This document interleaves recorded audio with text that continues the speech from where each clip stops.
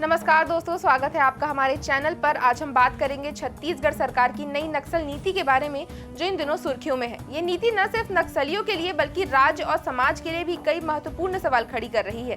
तो आज हम जानेंगे कि इस नई नीति से नक्सलवाद खत्म हो सकता है और ये नई सुविधाएं क्या है जो नक्सलियों के लिए सरकार ने तय की है। तो सबसे पहले बात करते हैं उन फैसलों की जो छत्तीसगढ़ सरकार ने हाल ही में लिया।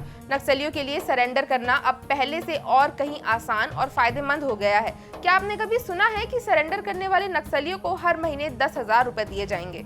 अब आपको यकीन नहीं होगा, लेकिन ये सच है। छत्तीसगढ़ सरकार ने ये घोषणा की है कि सरेंडर करने वाले नक्सलियों को हर महीने 10,000 दिए जाएंगे और ये सिर्फ शुरुआत है, क्योंकि सरकार के पास और भी बड़े कदम हैं। सरेंडर करने वाले नक्सलियों को सिर्फ पैसा ही नहीं मिलेगा, बल्कि उन्हें मिलेगा एक नया जीवन।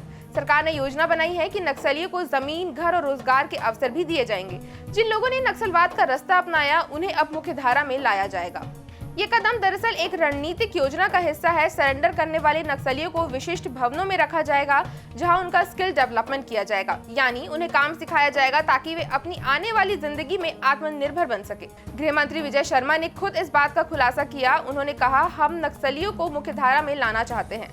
अब अगर आप सोच रहे हैं कि ये सब सिर्फ शहरों में ही होगा, तो ऐसा नहीं है। सरकार ने बस्तर के गांव में विकास के लिए भी एक बड़ी योजना बनाई है। यहाँ के मांझियों यानी गांव के स्थानीय नेताओं की राय ली जाएगी कि गांव में किस तरह का विकास किया जाए, और अब मांझी तय करेंगे कि किस काम को कितनी प्राथमिकता दी जाए। ये कदम पंचायती राज प्रणाली के तहत उठाए जा रहे हैं, यानी अब बस्तर के जिला पंचायत में एक खास बैठक होगी, जहाँ मांझी बताएंगे कि गाँव में किस तरह के निर्माण कार्य होने चाहिए। ये एक बड़ी पहल है, क्योंकि इससे स्थानीय समुदाय की भागीदारी बढ़ेगी। अब बात करें नक्सलियों के लिए विशेष भवनों की, तो इन भवनों में उन्हें 3 साल तक रहने खाने पीने की सुविधा दी जाएगी।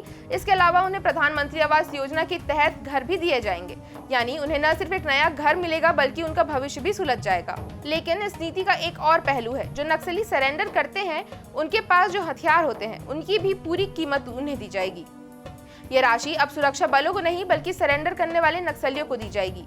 सरकार का कहना है कि इस नीति का उद्देश्य है कि नक्सलवाद को खत्म किया जाए बिना एक भी गोली चलाए। ये एक बहुत बड़ा बदलाव है, क्योंकि अब तक नक्सलियों के खिलाफ कार्रवाई में कई बार सैन्य बलों का इस्तेमाल भी किया गया है। अब यहाँ एक और पहलू है। बस्तर के युवाओं को मुख्य धारा में लाने के लिए सरकार रायपुर में उनके लिए शिक्षा और खेलकूद के कार्यक्रम भी चलाएगी। लेकिन सबसे दिलचस्प बात यह है कि छत्तीसगढ़ सरकार का एक और लक्ष्य है 31 मार्च 2026 तक नक्सलवाद को पूरी तरह से साफ कर देना। अब ये देखना होगा कि इस नीति का असर कैसा होगा। क्या ये वाकई नक्सलवाद को समाप्त कर पाएगी? इस समय राज्य में नक्सलियों के खिलाफ एक बड़ा ऑपरेशन चल रहा है। पिछले एक साल में 212 से ज्यादा नक्सली एनकाउंटर में मारे गए हैं। तो दोस्तों, ये थी छत्तीसगढ़ सरकार की नई नक्सल नीति। इसके बारे में अगर आपकी कुछ राय है तो हमें कॉमेंट में बताएं। ये वीडियो आपको अगर अच्छी लगी हो तो इसे लाइक करें, चैनल को सब्सक्राइब करना ना भूलें।